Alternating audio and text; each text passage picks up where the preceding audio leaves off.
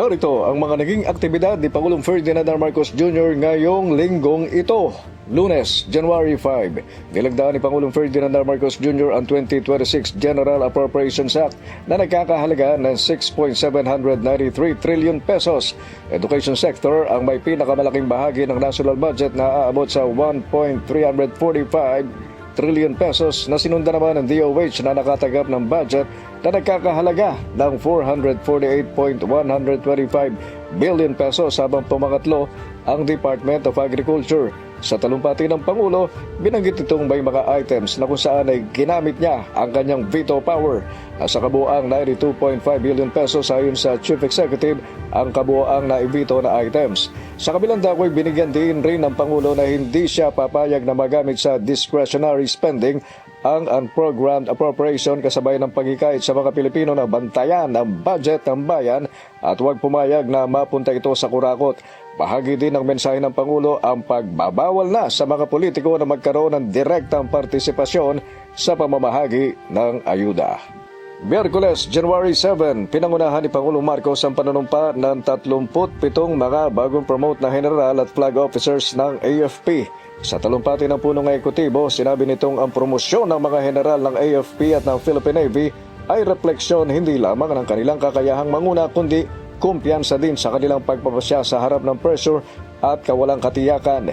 Hinikayat din ng punong ekutibo ang mga sundalo na magkaroon ng partisipasyon sa pagbabantay sa kabanang bayan.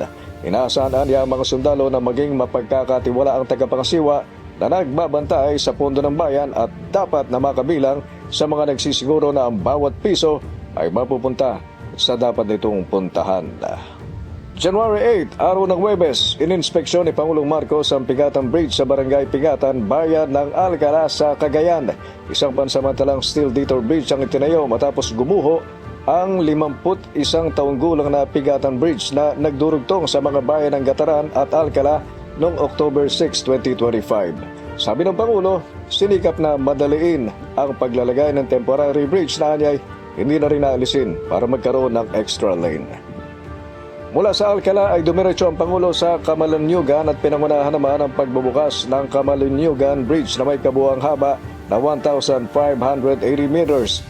Ang Camalaniugan Bridge ay may kabuuang haba na 1,580 meters na binubuo ng 1,100 metro na mga approach bridge at 480 meters na pangunahing bahagi na cable stayed. Ayon sa Pangulo, napakalaking bagay ang paglalagay ng ganitong klaseng tulay gayong pinaiikli nito ang oras ng biyahe at magpapasigla sa ekonomiya, lilikha ng mga bagong trabaho at oportunidad sa negosyo at maghahatid ng konkretong benepisyo. Mula dito ay diretso naman ang Pangulo sa 2026 Cagayan Provincial Athletic Association meet sa Camalaniugan din. Sa kanyang mensahe ay hinikayat ni Pangulong Marcos ang mga atleta na ibigay ang kanilang pinakamainam na kakayahan at yakapin ang diwa ng sportsmanship. Biyernes, January 9, pinangunahan ni Pangulong Marcos ang matagumpay na paglulunsad ng Project Agapay o ang Accelerating Governance and Adaptive Pedagogy through Artificial Intelligence ng DepEd. Dito binigyan din ng Pangulo na ang AI ay dapat magsilbing kasangkapan upang mapabuti ang pagkakatuto ng mga estudyante. Pananagutan na niya ng pamahalaan at ng mga institusyong pangedukasyon na gabayan ng mga mag-aaral sa ethical na paggamit ng mga umuusbong na teknolohiya. Binisita din ni Pangulong Marcos ang itinatayong gusali ng San Francisco High School sa Barangay Bagong Pag-asa, Quezon City na nasunog noong Hunyo 15 ng nakaraang taon. Ayon sa Pangulo, tatapusin ang pagtatayo ng itinatayong gusali sa pagbubukas ng susunod na school year 2027-2028 at bubuin ng 36 na classrooms. At yan ang mga naging aktibidad ni Pangulong Ferdinand R. Marcos Jr. ngayong linggong ito. Mula sa Public Affairs Division, Alvin Baltasar para sa Bagong Pilipinas, Radyo Pilipinas, Radyo Publiko.